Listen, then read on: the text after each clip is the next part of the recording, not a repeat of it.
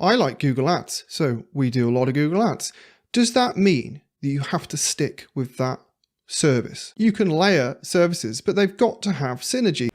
You're watching Agency Forge on YouTube, the mastermind community for PPC agency owners looking to scale without the stress. Specialism, positioning, offer, front and back end. This literally molds your agency from the perspective of your prospective clients, prospective. There you go. So specialism, in my opinion, is the way to go. This could mean you are a Google Ads specialist, you're a LinkedIn ad specialist. You pick a niche, you pick a vertical, you pick an industry. You start narrow, you go wider. How do you pick a niche?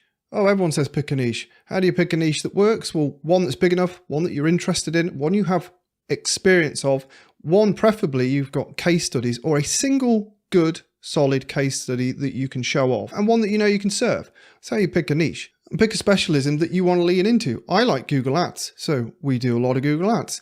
Does that mean that you have to stick with that service? Oh, I don't want to just do Google Ads.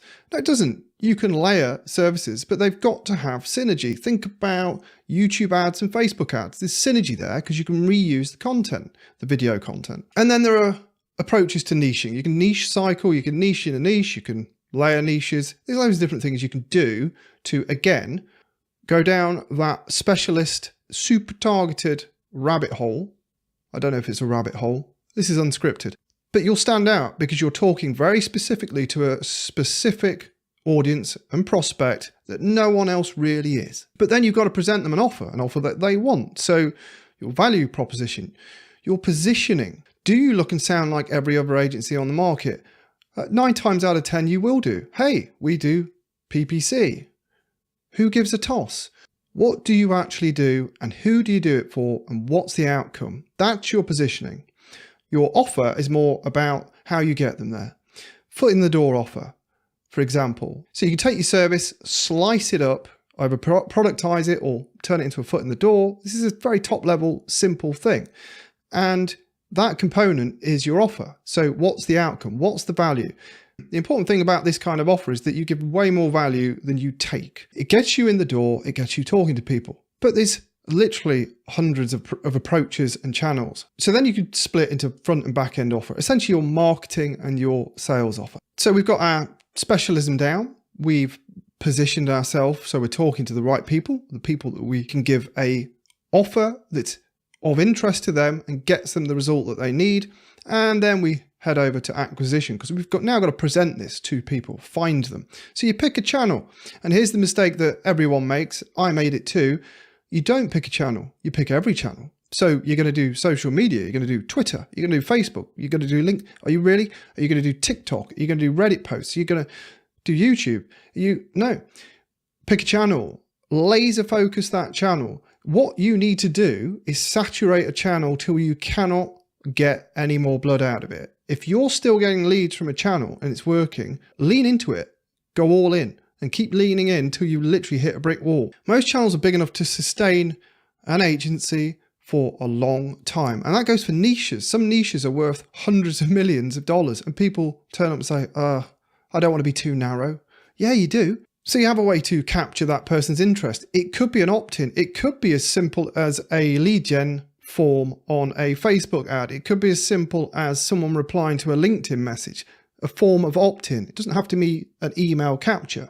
Then you nurture them, and that could mean many different things. Or you go for the kill. It depends what you're presenting them. Is this a front end or a back end offer? If it's a back end offer, you can often go straight for the kill and say, you've been interested in this piece of value, we're going to deliver it for you. Whereas if it's more of a marketing, so a front end offer, you perhaps have to nurture these people through email, give them some case studies, some examples, show them the outcome.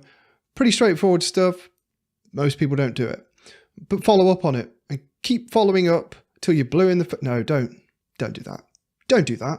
How many times have you responded to someone that sent you 15 follow-up emails every day? Who teaches that shit? Follow up in a systematic, human way. So think about what they've just downloaded, what can support that in terms of, say, a case study, and then what can support that case study that you've just sent the day before in terms of a breakdown, like an exploding diagram of specifics, like There's the result. Here's how you do it. And then what can you lean into after that? You don't have the time to do it. We'll do it for you. Let's have a call. Let's do a sale. Let's do a sale. What's that?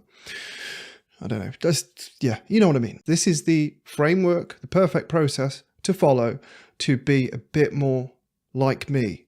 But I'm only worth 7 figures, and most gurus will tell you that's chump change. But back on planet Earth, aka reality, I think most of us would be quite happy with that. Hey, this is Ed. Thanks for watching. If you're an agency owner, click the link on the screen or in the description to see how Agency Forge and my perfect agency framework can make your life easier. Cheers.